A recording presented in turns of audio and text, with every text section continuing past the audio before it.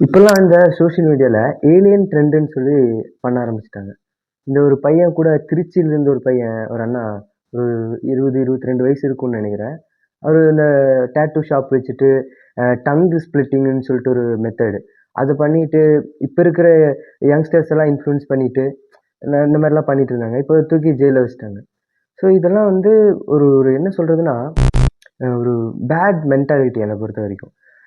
அதுக்கு வந்து வெளிநாடு போயி, இங்கேருந்து எங்க அ ஒரு ரூ. 7,00,000 செலவு பண்ணி டங் ஸ்பிளிட்டிங்கு, டாட்டூஸ் இந்த மாரிலாம் போடுறாங்க. அவங்களோட ஃபேமிலி பத்தி கொஞ்சம் கூட கேர் பண்ணிக்கிறதே கிடையாது. இந்த மாரி இத வந்து ட்ரெண்ட் பண்ணும்போது என்ன ஆகுதுன்னா, இத பார்த்து நெறைய பேர் பண்ண ஆரம்பிக்கிறாங்க. அப்ப அவங்க ஸ்டூடெண்ட்டா இருக்காங்க அப்டின்னா, அவங்க நெறைய தப்பு பண்ண ஆரம்பிக்கிறாங்க. ஃபார் எக்ஸாம்பிள் அவங்க வீட்ல இருந்து அவங்களுக்கு தெரியாம காசு எடுக்கிறது, டாட்டூ போட்டுக்கிறேன்னு சொல்றது. இந்த மாரி இப்போ வந்து இத பார்த்து இன்ஃப்ளூயன்ஸ் ஆகுறாங்க. பண்ணக்கூடாது அப்படின்னு சொல்லி நான் வந்து வன்மையா கண்டிக்கிறேன். ஸோ இத யாரும் ஃபாலோ பண்ண வேணாம். அவ்வளோதான் என்னுடைய கருத்து. சப்ஸ்கிரைப்.